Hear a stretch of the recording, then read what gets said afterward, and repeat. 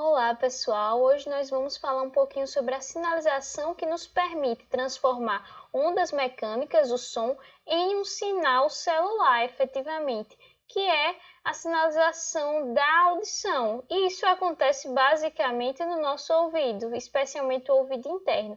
Então, o ouvido é dividido em três partes: o ouvido externo, o ouvido médio e o ouvido interno. O ouvido externo ele vai ser dividido em pavilhão auditivo, principalmente, a concha auditiva e o meato acústico externo. E basicamente ele vai ser uma estrutura que vai permitir com que haja uma convergência dessas ondas sonoras para a membrana timpânica, que haja uma concentração dessas ondas. Basicamente, o ouvido externo com essa estrutura vai pegar todas as ondas que estavam dispersas e concentrar nessa membrana timpânica, que faz parte do ouvido médio. O ouvido médio, portanto, vai ser formado por ela e pelos ossículos, o martelo, bigorna e estribo, né? E aí, o martelo está efetivamente acoplado à membrana timpânica. E quando há vibração da membrana timpânica mediada pela onda sonora, nós vamos ter movimentação do martelo que vai culminar por esse acoplamento na movimentação do estribo, como vocês podem ver. E esse processo é essencial para amplificar essa onda sonora, a pressão dessa onda sonora, porque pela física a pressão é inversamente proporcional à área. E você vê que a área de contato que a onda sonora está tendo aqui na membrana timpânica é muito maior que a platina do estribo está tendo com o que nós chamamos de janela oval. Então isso amplifica muito esse som. Então, com a movimentação da janela oval, o que vai acontecer é que os fluidos que estão dentro da cóclea vão se movimentar. E essa movimentação vai, ao passo que o estribo promove a movimentação, ele empurra a janela oval, o fluido que está dentro da cóclea vai empurrar de volta o que nós chamamos de janela redonda, que vai estar aqui nessa porção mais inferior. E nós temos também o nosso ouvido interno. O ouvido interno ele é dividido no aparelho vestibular, que não vai ser o caso do nosso estudo, porque está envolvido no equilíbrio e tudo mais, e vai ser também dividido na cóclea, que vai efetivamente promover a audição. A cóclea que tem uma base, que é efetivamente que está mais em contato com esse ouvido médio, e o ápice. E a cóclea vai consistir em três divisões: uma escala timpânica, uma escala vestibular e uma escala média. E é importante observar que todos esses compartimentos, esses que estão presentes tanto na base quanto no ápice, vão estar sendo preenchidos por fluidos. O fluido que preenche tanto a escala timpânica quanto a escala vestibular vai ser a perilinfa. A perilinfa é muito semelhante aos fluidos extracelulares do nosso corpo. Como assim? Ela, em sua composição iônica, vai ter uma quantidade muito maior de sódio extracelular do que intracelular e muito menor de potássio extracelular do que intracelular. Essa é a característica geral dos fluidos extracelulares. Já a escala média tem um fluido diferente. E esse fluido vai ser chamado de endolinfa. A endolinfa é muito diferente, por quê? Porque a concentração extracelular, ou seja, no fluido de potássio, vai ser muito mais elevada do que intracelular. Isso é muito importante para a sinalização que vai promover a transmissão do sinal auditivo. Isso é alcançado porque nós temos uma estruturazinha aqui repleta de bombas de sódio e potássio que continuamente vai manter essa concentração elevada de potássio no meio extracelular, que é chamada estria vascular. E, além disso, a separação entre a escala média e a escala timpânica vai ser a membrana basilar, uma membrana que vai ser flexível e que vai promover a movimentação das estruturas que vão estar presentes na escala média. Por quê? Porque quando o estribo movimenta a janela oval, ele vai estar movimentando a perilinfa. E a perilinfa só vai estar na escala vestibular e na escala timpânica. Então, quando ele movimenta a janela oval, ele vai estar empurrando a perilinfa da escala vestibular. Então, ele vai estar movimentando a perilinfa da escala vestibular, que pelo helicotrema, que é um espacinho que vai permitir essa transmissão do fluido, vai promover também mecanicamente, empurrar, vai movimentar o fluido, a perilinfa presente na escala timpânica. E aí esse fluido da escala timpânica é que vai empurrar a janela oval. E aí vai haver essa movimentação. Só que diretamente não vai ter movimentação da endolinfa, só que a movimentação que ocorre na escala timpânica que vai promover a subida ou descida da membrana basilar.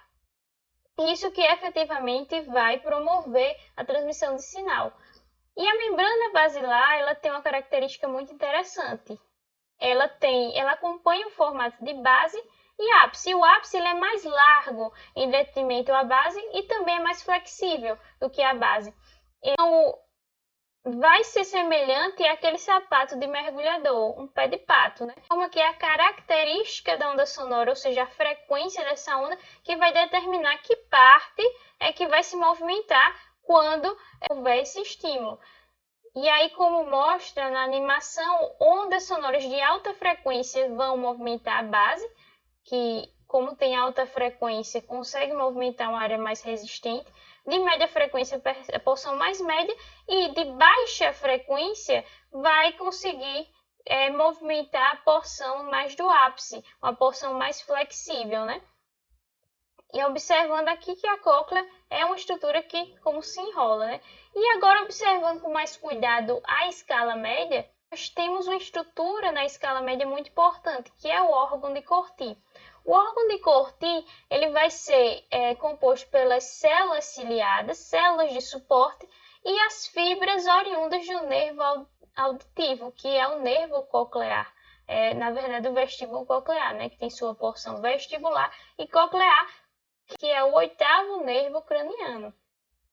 Então, ele vai emitir essas fibras que estão conectadas a essas células ciliadas.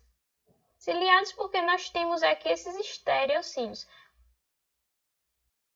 E aí nós temos dois tipos de células ciliadas, a célula ciliada interna e células ciliadas externas. E aí não está bem demonstrado aqui é a membrana tectorial, aqui a membrana basilar, não está bem demonstrado aqui, mas somente as células ciliadas externas vão ter contato com essa parte superior da membrana tectorial, enquanto que a célula ciliada interna não vai ter esse tipo de contato. E como diz aqui na figura, a maior parte das fibras aferentes vão estar conectadas às células ciliadas internas, embora a quantidade, como é mostrado, de células ciliadas internas seja menor. Então, a grande responsável pela transmissão do sinal, por essa movimentação que vai ocorrer, vai se dar pela célula ciliada interna. E as células ciliadas externas, como diz aqui, vão ser responsáveis por algo mais motor, eferente. Por que efetivamente isso ocorre? Então, na estrutura das células ciliadas externas, nós vamos ter proteínas motoras bem nessa membrana lateral, que são chamadas de prestinas. E aí, quando a movimentação da membrana basilar, promovendo a movimentação dessa célula ciliada externa, essa prestina vai estar ativada. Isso vai fazer com que haja a contração da prestina, né, como uma proteína motora, né, filamentosa, e vai haver aproximação entre a porção apical da célula ciliada externa e a porção basolateral. Então, vai haver uma diminuição do tamanho dessa membrana basilar externa. E como não está bem mostrado na imagem, como ela pega desde o começo da membrana tectorial até o final, diferentemente da interna, isso vai trazer a membrana tectorial para mais próxima de forma mais próxima da membrana basilar, o que vai ser importante para amplificar as movimentações. Já que os estereocílios estão em contato com a membrana E tectorial. aí essas células ciliadas, tanto interna quanto externa, tem o que chamamos de estereocílios. E eles não são uniformes, você vê que há uma gradação, você vai ter sempre um estereocílio que é mais alongado, né? Então, como é o funcionamento? Quando há movimentação, elevação da membrana basilar, nós vamos ter uma aproximação de todos os estereocílios para o cílio maior. E como a gente vê aqui, houve um aumento do potencial de ação. Então, elevação da membrana basilar, maior disparo de potenciais receptores, na verdade, não é um potencial de ação em si. E como isso é explicado? Basicamente porque nós temos proteínas filamentosas ligando os chamados TRPs, que estão presentes nesses estereocílios. E então, vai haver uma conexão mecânica entre eles. Esses TRPs, que são os receptores de potencial transitório, são ativados, portanto, mecanicamente. Quando há uma movimentação, aproximação para o estereocílio maior, eles se abrem. Com a abertura, nós vamos ter a entrada de potássio. E por isso a importância de você ter grande quantidade de potássio nessa endolinfa, porque não vai ser o sódio, como a gente costuma observar, que vai promover uma despolarização, mas sim o potássio, basicamente pela característica química que nós vamos ter na endolinfa. Então, com a entrada desse potássio, vai haver uma despolarização que vai promover a abertura de canais de cálcio dependendo de voltagem. E isso vai, como nós estamos acostumados, vimos na aula de sinapse, promover liberação de neurotransmissores